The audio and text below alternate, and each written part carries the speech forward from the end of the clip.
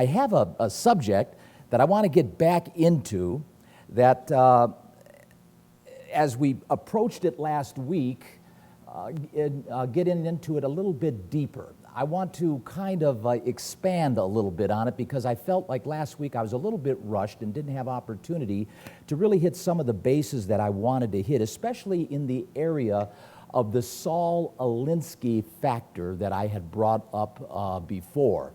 And the reason I want to do this, brethren, in all due respect to the times that we're in today, is to add some clarity to, again, what we really see playing out all around us. And it is still playing out all around us. We see cities still very threatened in many conditions, in many cases. Portland and Seattle, some of these rioters are expanding in other cities like Atlanta. And we hear in our news all through the week, again, in the evening, at night it seems, these violent rioters, not the protesters. Again, let me make distinctions. Not the protesters, but these rioters come at midnight to 5, 6 in the morning and wreak all kinds of havoc with throwing rocks and frozen bottles at police and all these things. And you can't help but to wonder, well, where did all this come from? How did all of a sudden, man, pop goes the weasel and we've got all of this violence that we're surrounded by? Well, I want to take some time to add a little bit, again, some more dimension to what we were talking about last week before I get into some of where I really want to go with this particular topic. But with all that being said, George Orwell had an interesting comment that he made many years ago. It's almost like a battle cry for those that are in pursuit of power. And what I mean by that is you'll see by virtue of this quote of what he said, who controls, and I'm quoting now, who controls the past controls the future. He who controls the present controls the past. Now, if you really think this through, the point that he's making is whoever is presently in control controls both the past and the future. That's the point. And therein lies this, what you could say, desire, lust for power, because people know that. Those that are in the hunt for power know that if you can presently basically control the power, you control the past and the future because you're in power to dictate how you want to rule in terms of your efforts and the way you would manage whatever you're overseeing. Now, Hitler knew this. Adolf Hitler, in his Mein Kampf, his manifesto, he said basically that in an answer, or actually in a question, to addressing what happens when you come up on somebody that you just can't persuade to see it your way. And Hitler wanted everybody to see it his way. That was what he was all about. And so in answer to this, well, what do you do, Adolf, when you don't get somebody to see it your way? Well, he calmly said, and I'm quoting him from his book, this was out of a speech that he gave in 1933, he just simply says, I calmly say your child belongs to us already. Your child belongs to us already. What are you? You will pass on. Your descendants, however, now stand in the new camp. In a short time, they will know nothing else but this new community, unquote. In other words, Adolf knew that to control the present wasn't something that just happens overnight. It takes time.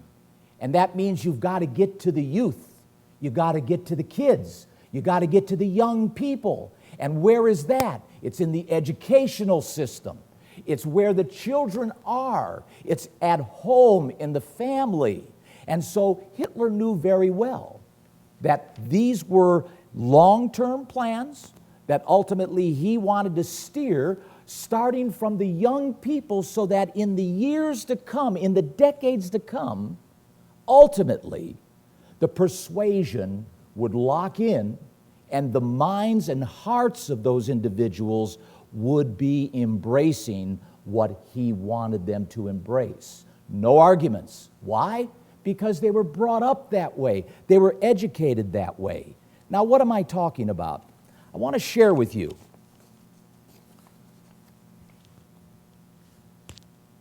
the communist goals written in 1963, submitted to Congress here in the United States in 1963, as a congressional record, appendix page A34 and A35 out of the congressional record in 1963. And this is the communist goals on how to infiltrate the United States of America and shift it to a socialistic country so that it can be steered into a globalist agenda spearheaded by the UN, which all countries were intended to be brought under an agenda we call Agenda 21. You need to look that up, get familiar with some of these things, as well as what's considered to be the Noahide laws. That's another thing that you need to get familiar with to make a determination and at least make yourself a little bit aware of where this new world order and common community of nations agenda, this globalist agenda, is really going, the direction they're going. Because the goals that are listed here, I just want to take a few minutes and list them and see if you can't recognize some things that are now very clear and plain that were known by the United States Congress as far back as 1963, right out of the Communist Handbook. This is serious, brethren. We are in a cultural war. I keep banging this drum, but I hope we understand. We are in a very serious situation, and we are in a condition that if we don't begin to recognize what we're up against, we won't have any idea on how to combat it. So I'm trying to introduce to all of us a little bit of what we're in combat with, so that you know where this is coming from and be able to hopefully identify it so that you know how to better respond to it in the right way. I'm not going to read them all. There's 45 items here. I'm not going to read them all, but I am going to read a good portion of them. Number one, develop the illusion that total disarmament of the United States, nuclear disarmament of the United States, would be a demonstration of moral strength. Moral strength. In other words, put away all your bombs, America. You're good. You're good to do that. Good to do that. Reduce your nuclear bombs. Provide American aid to all nations, regardless of communist domination. China. Grant recognition of Red China. Admit them into the UN. Admit China into the UN. This is 1963. Guess what? Mission accomplished. Trojan horse, that's why. Promote the UN as the only hope for mankind. If its charter is rewritten, demand that it be set up as a one-world government with its own independent armed forces. It's 1963. Let me remind you, written 1963. Capture one or both political parties within the United States. Capture the Democratic and or Republican, or at least one of them within the United States. Use technical decisions of the courts to weaken basic American institutions by claiming their activities violate civil rights. The ACLU. Develop these little groups that will combat, kick back, and push back to continue to break down the laws. Civil rights are being violated. Lawsuits, one after another. Get control of the schools. Use them as transmission belts for socialism and current communist propaganda. Soften the curriculum. Get control of the teachers' associations. Put the party line in the textbooks. Here's another one. Gain control of all student newspapers. Use student riots to foment public protests against programs or organizations which are under communist attack. Infiltrate the press. Get control of the book reviews, assignments, editorial writings, policy-making positions. Here's another one. Gain control of key positions in radio, TV, and motion pictures, entertainment, movies. This is a communist manifesto known by the Congress of the United States of America since 1963. Some of you weren't even born then, but has been working its way and drilling its way like a worm, like a cancer, into the DNA, the political DNA, the entertainment DNA, the educational DNA of the United States of America for decades now, brethren. I hope you can see how some of this now is playing out, because this was the plan. Continue to discredit American culture by degrading all forms of artistic expression. Eliminate good sculptures from parks and buildings and substitute shapeless, awkward, and meaningless forms. Tear down that Emancipation statue of Abraham Lincoln and slaves. Tear them down, the Emancipation Memorial. What does that have to do with racism? You would think you would celebrate that. Tear down this statue that was actually paid by slaves. How is this about racism when you're taking down things that are actually part of the abolitionist movement, the result of it? It's contradictory. You know why? Because it's not about racism. It's about canceling the culture. It's about changing America and turning it over or inside out or upside down or however you want to characterize it, but different than what you and I have grown up to understand and recognize. Just a few more here. Eliminate all laws governing obscenity by calling them censorship and violation of free speech and free press. Break down cultural standards of morality by promoting pornography, obscenity in books, magazines, motion pictures, radio and TV. Present, here's another one, homosexuality, degeneracy, and promiscuity as normal, as natural, and of course, healthy, and now legal. You see how it works? Incrementally, like that old proverbial frog, in the water, in the pot, and you slowly turn up the heat, and the poor old frog don't even know he's really in hot water until he's cooked. And that's the sad part about it, because it's so subtle. It's so incremental.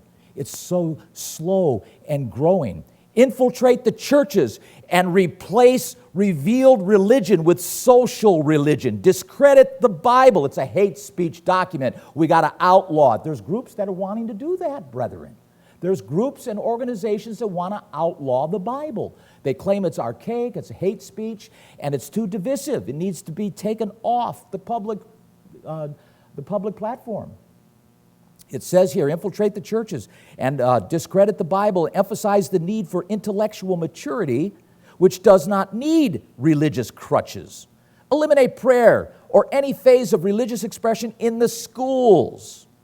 Discredit the American Constitution by calling it inadequate, old-fashioned, out of step, modern needs, and it's a hindrance. It's out of step with modern needs, and it's a hindrance to cooperation between nations and a worldwide basis. In other words, get rid of it, because the United States has to become part of this new world order, and this Constitution is a real obstacle because it's more nationalistic in its orientation. It's more populist in its orientation. It's about borders. It's about identity and sovereignty. We don't want that. That's what these guys want. They want a one world order. They want a socialist environment of all nations being part of this global community. It goes on here, discredit the American founding fathers. Present them as selfish aristocrats who had no concern for the common man. Belittle all forms of American culture and discourage the teaching of American history on the ground that it was only a minor part of the big picture. Give more emphasis to Russian history since the communists took over. Support any socialist movement to give centralized control over any part of the culture. In other words, socialize education, social agencies, welfare programs, mental health clinics, health care. Socialize it all. It goes on. Discredit and eventually dismantle the FBI. It's in here. 1963. They've gone even one step further. They didn't dismantle it, they've been using it. Infiltrate and gain control of more unions. Infiltrate and gain control of big business. Google, Apple, TikTok. Transfer some of the powers of arrest from the police to social agencies. In other words, we're going to defund the police and we'll send out psychologists for domestic violence. As the psychologist comes up to the door, the social worker comes up to the door and says, I understand you're arguing. Get off my property. You're in the middle of a domestic spat here, and the guy's got a gun, he's holding his wife, his kids hostage, and you're going to send out a psychologist. Yeah, right. It doesn't even make sense in some of these cases, but it does to this. It does to this. Discredit the family as an institution. Redefine the family. Make it a whole new type of family. Encourage promiscuity and the ease of divorce. Make divorce easy. No fault. Divorce. Just go on and say, we got irreconcilable differences. Sign here, done. See you later. Split it in half and go. Create the impression that violence and insurrection are legitimate aspects of American tradition. And that's what we have going on right now. Emphasize the need to raise children away from the negative influences of the parents. Get the kids out of the house and under the care of the government. And let the government train them to become what they are to become according to the state. So, as I said last week, brethren, we are in a real cultural war. I hope some of these things you see and probably can't believe. When I read this and got a copy of this, I couldn't hardly believe, because as I look out over the landscape of where we are now in 2020, essentially I'm saying, whoa, they've accomplished quite a bit here. And we're now, 60 years, 55 years down that road from when this was written. And you begin to understand that Saul Alinsky, in his book that he wrote in 1971, he becomes just a tactician. He's just a tactician. Because what I hope you're beginning to see is that this kind of Marxism is not the kind of Marxism that even Karl Marx had in mind, or that Stalin had in mind, or that Lenin even had in mind. No, this is far more insidious. This kind of Marxism comes under a different category. As a matter of fact, it even comes from the mind of a different individual that oftentimes is not really well known by most people. And it's not John Lennon. But many people are unaware of this particular guy. And yet this guy had a big difference with Karl Marx and his strategy, because you see that particular Marxism, that particular communism of which Marx felt socialism led to communism, the old format, and of course the way you're going to essentially take over or subvert a nation would be through economics, and the target primarily was economics. That the state would control companies, and those companies would compete more easily with free nations or capitalist nations and should just run the route on them because they got the whole government. These companies got the whole government behind them because the government basically owns these companies. And that's what China's been doing. If you haven't recognized it, China actually has a different type of communistic approach or profile today. They've got essentially what I call a state capitalist system. It's kind of a hybrid where the state, the government, actually owns and has power of influence and decision-making with a company, a Chinese company, that they would have, so that company becomes kind of a surrogate for the government. But yet the people perceive it as something as free, like TikTok, not realizing that TikTok is collecting data on everybody and sending it back to the CCP, the Chinese Communist Party. For what? For their evaluation, their assessment, their database, and to improve their ability for artificial intelligence, because that's what artificial intelligence is all about. It's about data and how to process it. So this is important, that we begin not to be naive about this. And so consequently, this particular communist approach of Stalin, Lenin, and Karl Marx himself were at odds with this more insidious approach that I'm talking about, and of which I just read targets, of which Saul Alinsky was a tactician in developing an action plan on how to accomplish these things that I just listed. But that didn't come from Saul Alinsky. Saul Alinsky was just a field lieutenant.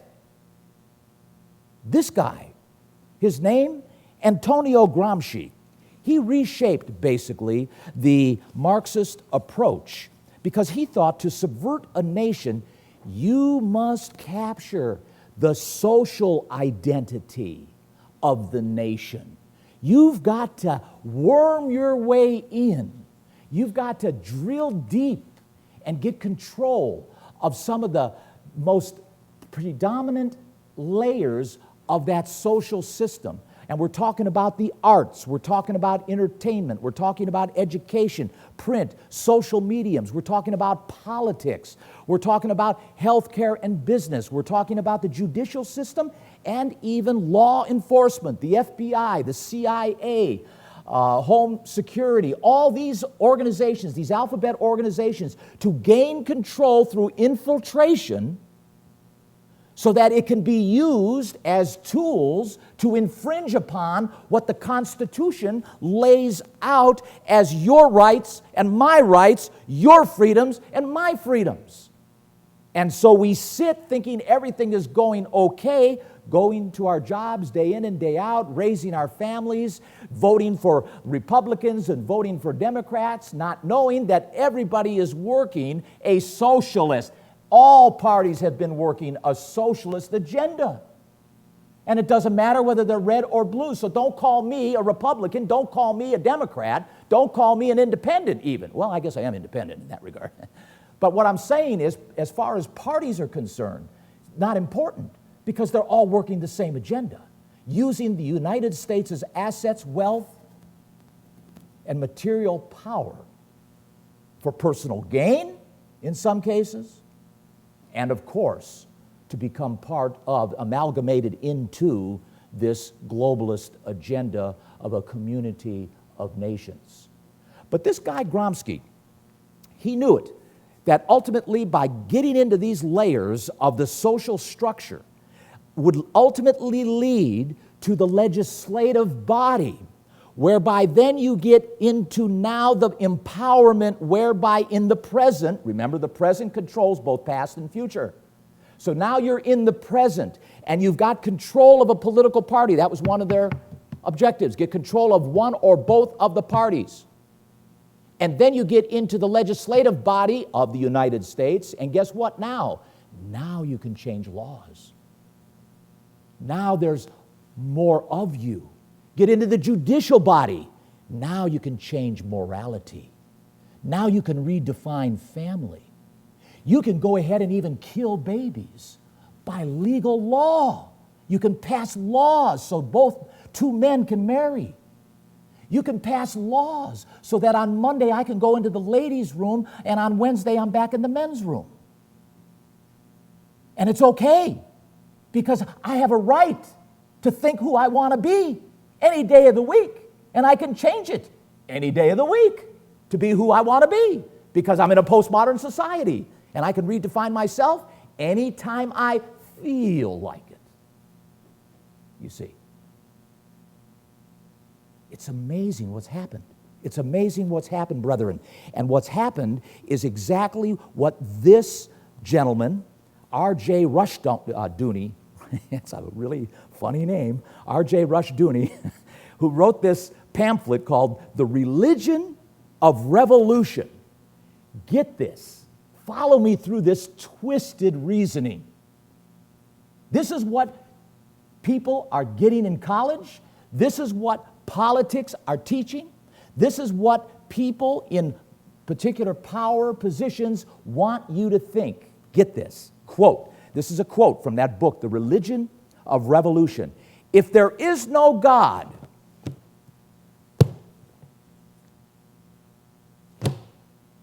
it's a hate speech document. Get rid of it. We don't need it. If there is no God and no divinely ordained law, you have just gotten rid of absolutes, right? So, if this defines right and wrong and it no longer exists, guess what? It is a free, open field. And that's where he's going. Listen to this. If there is no God or divinely ordained law, then not only does perversion have equal rights with morality, but actually truer rights. In other words, now that we've gotten rid of the absolute that defines right and wrong, we can redefine right and wrong. And in redefining right and wrong, as a result now, we've got freedom to define anything we want as right. And even more so, because perversion views this book, get this, quote, I'm back quoting now, because Christian morality is seen as an imposition on the dehumanization of man. So this is a dehumanizing book. This is a dehumanizing book because it forces you against your natural nature. So we've got to get rid of this. This dehumanizes you. What's really human is the perversions you can think about. The pedophilia that people engage in. I feel like a 12-year-old, so I should be able to have sexual relations even though I'm over 60 with a 12-year-old. Because why? Because I'm a 12-year-old. Inside, I'm a 12-year-old. This is how people think. We've gotten to this point. We've gotten to the point where people are truly confused. And they're confused because they've lost their way. They have lost their gyroscope. They've lost their GPS. They've lost their means of reference. And when they lay down that means of reference, brethren, they're floating out there with no oars. And in some cases, literally. They're oarless in that regard. And this guy continues on. So he says here, because Christian morality is seen, I'm back quoting, as an imposition on the dehumanization of man, whereas perversion is an act of liberty and autonomy for the school of thought. So perversion, see, once we get rid of this, now we're free. What did Janis Joplin say? Freedom is nothing left to lose. I think it was something along those lines, if you know what I'm saying. Freedom is when you have nothing left to lose. What was Crosby, Stills, and Nash? They said, if you're not with the one you love, love the one you're with. You see where all that goes? See where all that goes? You know. Many Marxists appreciate Antonio Gramsci because he understood that basically the design of his thought and his way of thinking was to incrementally infiltrate into the social order by infiltrating each segment, each layer of the social structure. And by influencing all these areas, you get a comprehensive penetration into the society you want to subvert.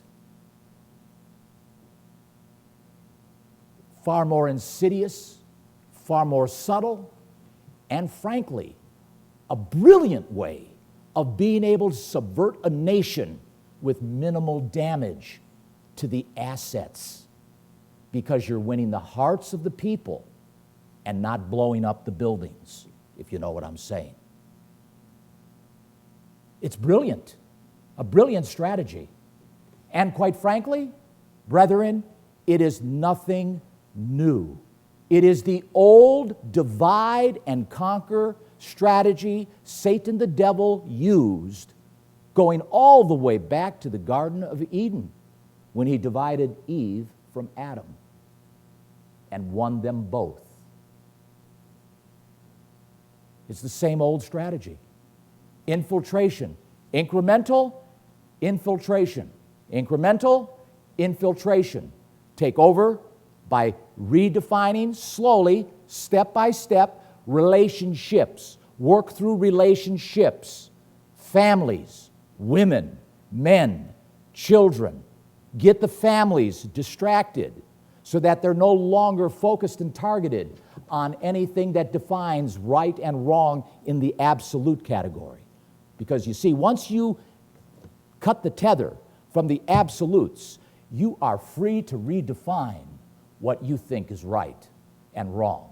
And sadly, what's happened is moral relativism now, that term, which means nothing more than society now defining what's right and wrong.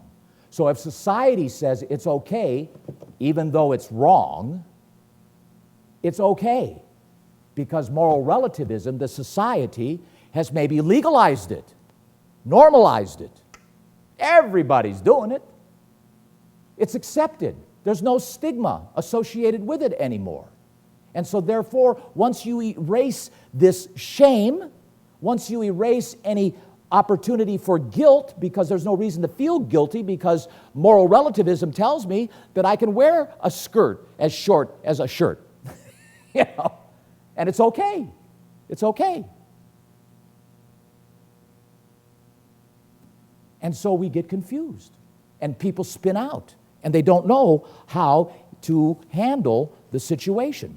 But again, as I say, it's nothing different. Turn with me over here to the book of Judges. The book of Judges, and in chapter 1, I just want to read to you and show you this principle of incremental infiltration. Even though Antonio Gramsci is the father of this particular Marxism that I've been telling you about in respect to the other side of the coin of a Lenin, Stalin, Karl Marx communism or Marxism, he defined it, Gramsci did, as cultural Marxism. Cultural Marxism.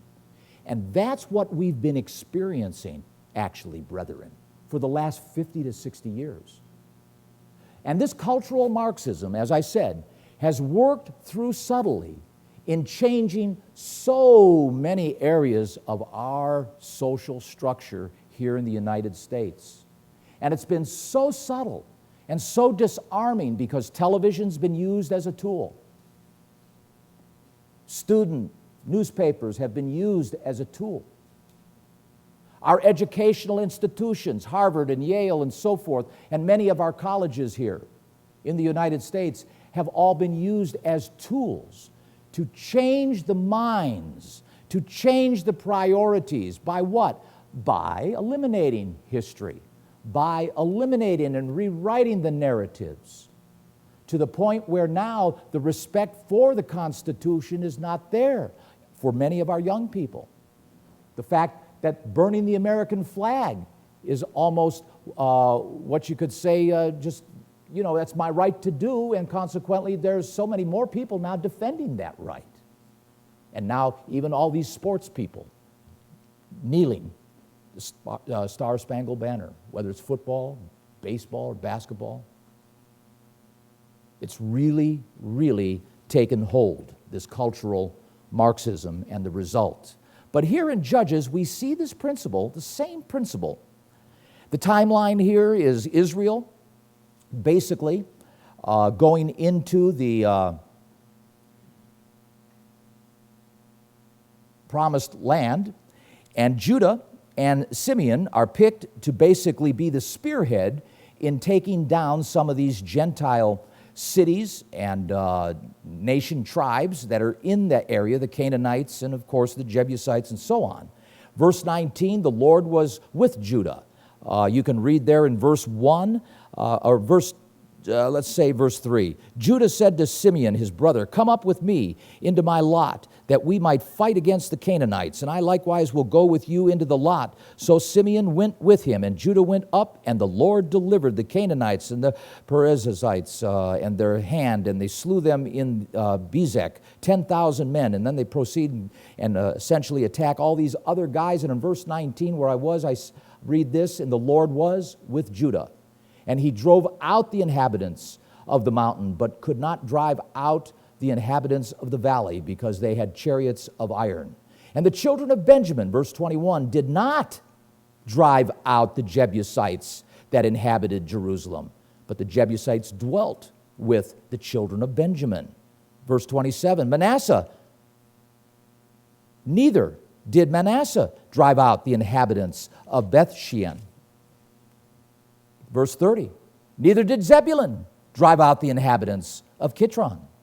Verse 31, neither did Asher drive out the inhabitants.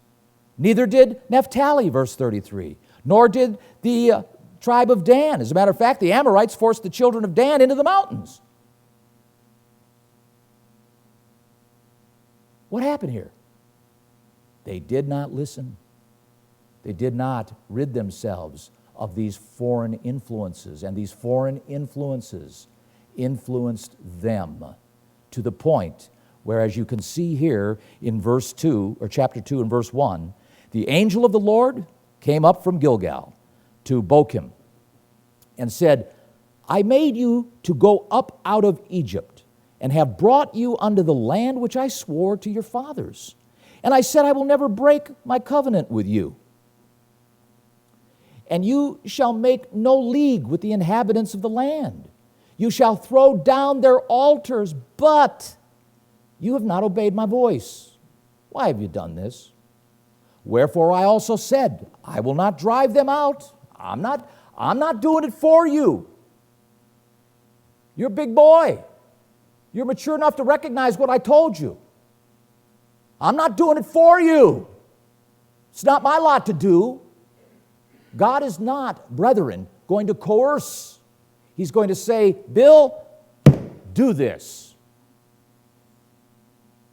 I have a choice. They had a choice. They chose wrong, brethren. They did not exercise the right decision in their freedom of choice.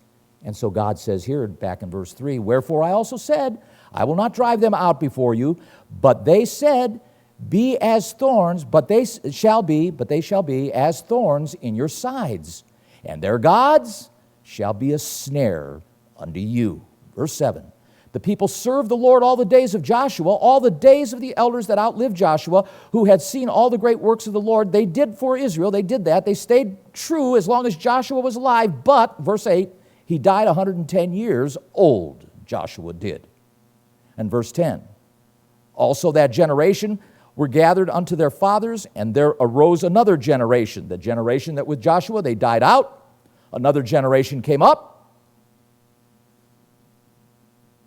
which knew not the Lord, nor yet the works, this is verse 10, which he had done for Israel. And the children of Israel did evil in the sight of the Lord, and served Balaam, and forsook the Lord, God of their fathers, which brought them out of the land of Egypt, and followed other gods. How did that happen? A whole society, a generation is 40 years. We've got roughly about 50 to 55 years from 1963. How did this happen? Incremental infiltration, interracial marriages. Not that that's wrong, but when you allow the foreign mate to influence you when you know better, which is what happened, it turns the hearts of those fathers and or women, and guess what? It turns the hearts of the children, and then in the next generation, it becomes more distant, less committed to, less dedicated to, because mom and dad are divided, and as a result, things go by the wayside. The glue, the adhesion, isn't as sticky anymore to the good book. It loosens up, it withers, gets forgotten, and then the generation changes.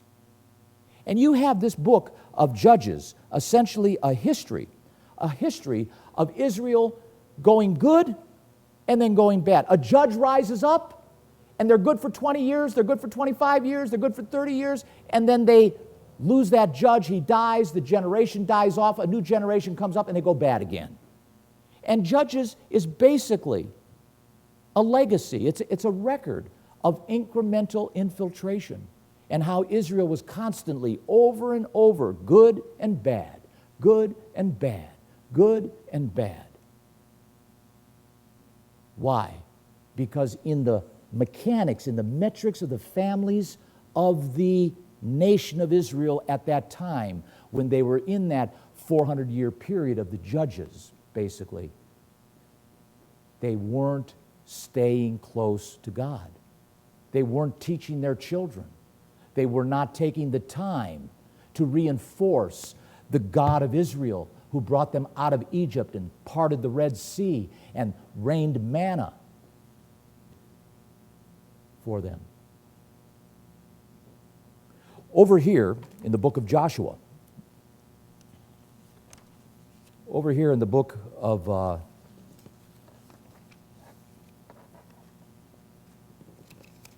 Numbers, the book of Numbers, chapter 13. We have the situation of Israel coming up on the promised land. And Moses is told by God to pick one individual from each of the tribes, 13 guys, and to send them out for 40 days and to basically spy out the promised land. Chapter 13 is all about that. For the sake of time, I'll just paraphrase the fact that they come back. They come back, and essentially you can read the fact that essentially, verse 27, they give the report. They told him and said, we came into the land, that is Moses, they're telling him, we came into the land where you sent us, and surely it did flow with milk and honey, and this is the fruit of it. And they were bringing back these big grapes and all of that kind of thing. Nevertheless, the people be strong. They dwell in the land. The cities are walled. They're very great. Moreover, we saw the children of Anak. These are the ones that are related to the giants. Anak, these are big guys. And the Amalekites dwell in the land of the south, and the Hittites and the Jebusites and the Amorites. They all dwell in the mountains, and the Canaanites dwell by the sea and by the coast of Jordan. And Caleb says, whoa, stop. He says, Caleb does. One guy out of 13.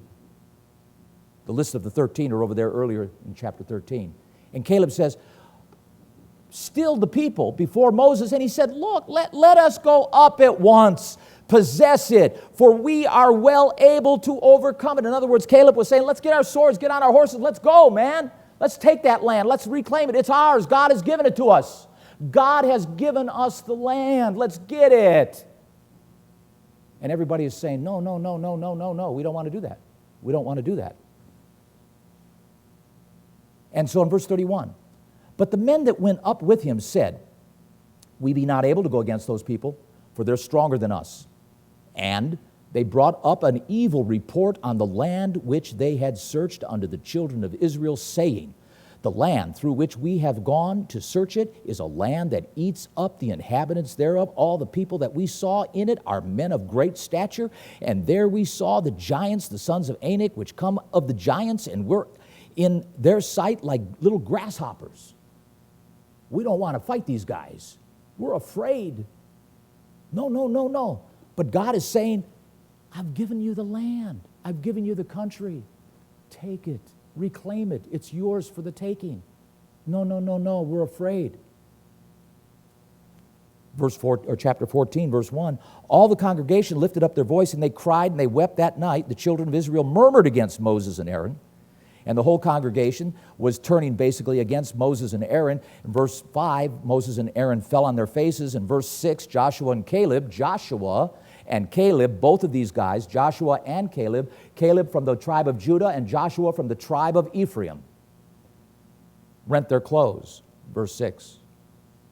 And in verse 7, spoke unto all the company of the children of Israel, saying, the land which we passed through to search it is an exceedingly good land. And they tried, that is Caleb and Joshua one more time, tried to turn the group. If the Lord delights in us, then he will bring us into the land and give it to us, a land which flows with milk and honey. Only rebel not you against the Lord, neither fear you the people of the land, for they are bread to us. They're an easy take. We'll beat them up. We'll take the land. It's ours. God has said he's with us. Let's do it. Their defense is departed from them, and the Lord is with us. Fear them not. But the congregation took up stones, and we're going to try to stone them. They were that adamant about not wanting to go and fight. And the Lord said unto Moses, how long will this people provoke me, and how long will it be ere that they believe me for all the signs which I have showed among them. In other words, God is saying, what can I do? What do I have left to do to prove myself to these people? And the next few verses here, God basically says, I'm going to basically just get rid of them. And Moses comes to their aid, their defense, Moses does, and he says in verse 19, "Pardon, I beseech you, the iniquity of the people according to the greatness of your mercy. And as you've forgiven this people from Egypt, even until now, the Lord said, I have pardoned, okay, according to your word." In other words, as far as God was concerned, Moses convinced him, all right, I understand your rationale, I understand your reasoning, because if I do destroy the nation, then of course the other Gentile nations and so on won't look very favorable to me, God, and consequently would certainly hurt my reputation and my name, and that was what Moses was trying to leverage to get God convinced otherwise rather than destroy the nation. God did agree with him and went ahead and said what he said there in verse 20, where he said he agreed to the pardon. Verse 24, "But my servant Caleb, because he has another spirit with him and has followed me fully, him will I bring into the land whereunto he went, and his seed shall possess it." And that statement, Caleb and Joshua, by the way, was of a different spirit. Those two out of the 13. And God recognized that. Nevertheless, God invoked a 40-year sentence and wrote them off to the wilderness to let that generation of cowards and individuals who would not stand and listen to him and take the land, reclaim the land for God's providential giving that he had intended for them to take, until they all died out. And then only Caleb of that generation and Joshua were the ones that essentially were brought into that land some 40 years later. Brethren, there's a lesson here in this. And the lesson is, when you extrapolate this out, it's important that we understand very clearly that when God gives us something and we know that it's right, we know that it's God-given, that we have every right to make a stand and to take a stand, to defend what you know to be right. There's no shame in that, and there's no restriction in that, knowing full well that what you're standing for is indeed worthy to stand for that particular right. I don't know how many of you would agree with me there on the internet or even here in this room, but I firmly believe that the United States of America was providential. That the United States of America is a God-given land, a land of milk and honey, a land that was given to fulfill ultimately the promise given way back thousands of years ago to a guy named Abraham, who passed it down to his son Isaac and to his son Jacob, and divided it to the house of Joseph under what is called a birthright promise to his grandsons, Jacob's grandsons Manasseh and Ephraim. And providentially, with this land, in every respect, after what I've read to all of you, I hope you understand, there are forces among us today, brethren, that are trying to wrench our freedoms, to grab our rights right out from underneath us. And we really do need to recognize it for what it is. Notice what Benjamin Franklin said many years ago.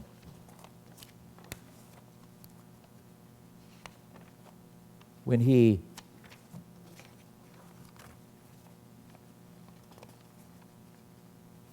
was younger, but during that time of the Revolutionary War, he said this: "They who would give up an essential liberty for temporary security," this is Benjamin Franklin, "they who would give up an essential liberty for temporary security deserves neither liberty or security." He further said, "Freedom is not a gift bestowed upon us by other men, but a right that belongs to us by the laws of Nancy Pelosi, by the laws of the Senate leader McConnell, By the laws and executive orders of Donald Trump? The laws of the land? No. Benjamin Franklin didn't even back then say anything about the government. What he said was the rights that belong to us by the laws of God and nature. Our Constitution, brethren, was written in the framing of the fact that we have God-provided rights and freedoms. And those rights and freedoms in our Constitution, in particular here in the United States, affords you and I the right to have freedom of movement, freedom of choice, freedom to vote or freedom not to vote, but freedom to exercise a pacifist attitude, like the 11 of those leaders did in Israel when they spied out the land, or an activist attitude, as Caleb and Joshua exercised when they came back and they said, no, no, no, let's take the land. God gave it to us. Brethren, God gave us this land. And it's important we begin to recognize that we have every right in the world to defend our positions for want of freedom and for want of liberty. Thomas Jefferson said this: the policy of American government, the policy, remember I mentioned about policies? Always weigh the policies. Do not look at the party. Forget the parties. Policy, policy, policy. Thomas Jefferson is saying this: the policy of American government is to leave its citizens free, neither restraining them nor aiding them in their pursuits.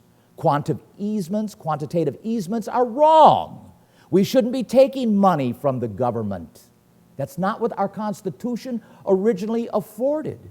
Nor should we be restraining ourselves from freedoms that are rightfully defined. But here's the point, like I read those quotes last week. Here's the point, rightly defined by this book. See, because Jefferson and Franklin are speaking from the framing of this as the underscoring definition of boundaries. So when they're talking about freedoms, they're talking about freedoms as defined within the law of God.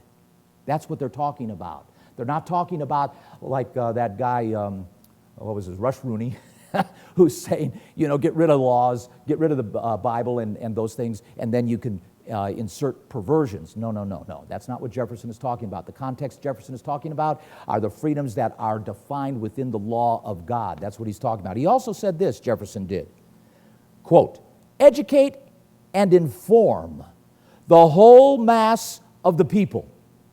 Educate and inform. In this case, it was Israel, the whole nation. In our case today, it is the United States of America. Inform the masses of the people. Let the people know what's going on. Why? Jefferson said, educate and inform the whole mass of the people. Why, Tom? They are the only sure reliance for the preservation of our liberty. The people, brethren, you and me, are the only security, the real security, not the government. We are the real security. That's what our forefathers were talking about. To preserve the rights and freedoms we have in this nation. And what are they talking about? They're talking about the right that you have to be a voice in the public square and to peacefully, if need be, and I'm not advocating demonstrating, but I'm just saying that's part of the mix. That's part of our right as free souls here in the United States to exercise under the Constitution that we have within the laws of God, of course, in that respect. And so it's important that in our whatever way we can choose to involve ourselves, because, brethren, I'm sounding an alarm. I don't know whether you would agree with this or not, but I personally believe, and that'll get you a donut and a cup of coffee, but I personally believe we were one election away from losing this country very severely. And consequently, all I'm saying is, we have the power, because there is power in the people's vote, if indeed you should be so inclined to do that. Because frankly, all hands on deck. I don't know how you think about voting, and you don't need to know how I think about voting.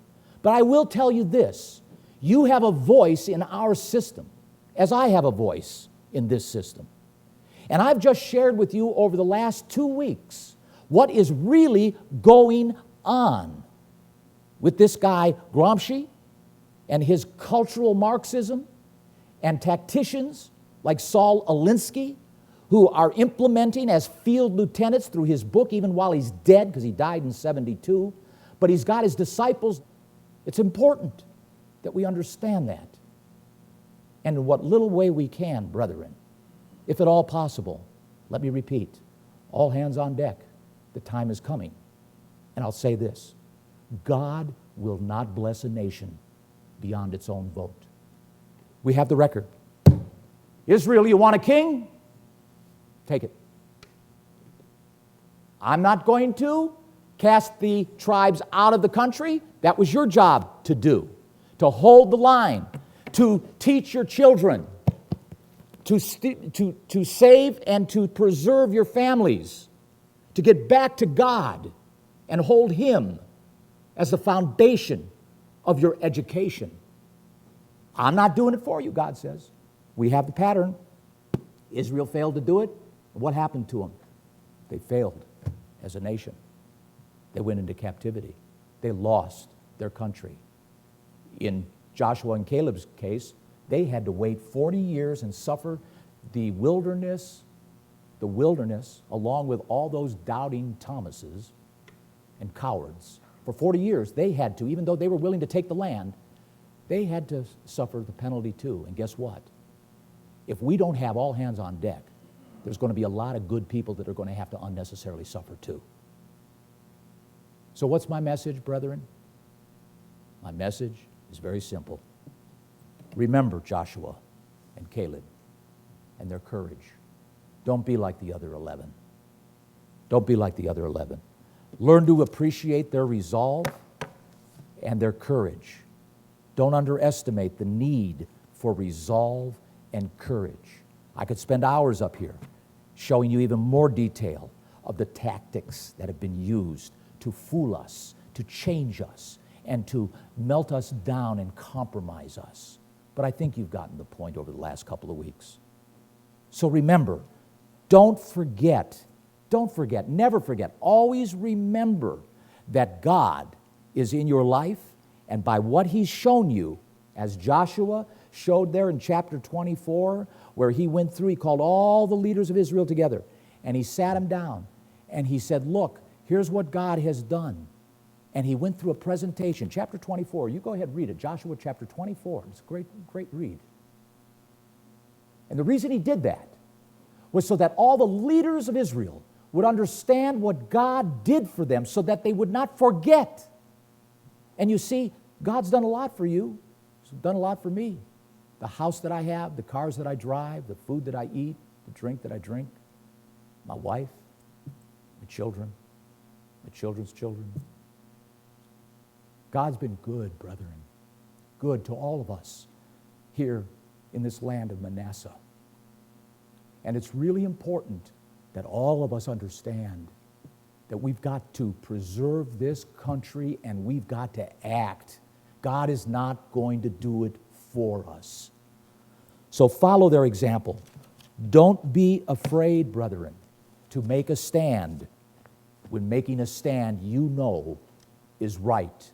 You have a choice in the next 3 months coming up to make a choice for nationalism and populism. If you're a voter, if you're an activist, if you are in the public square, you have a choice to choose.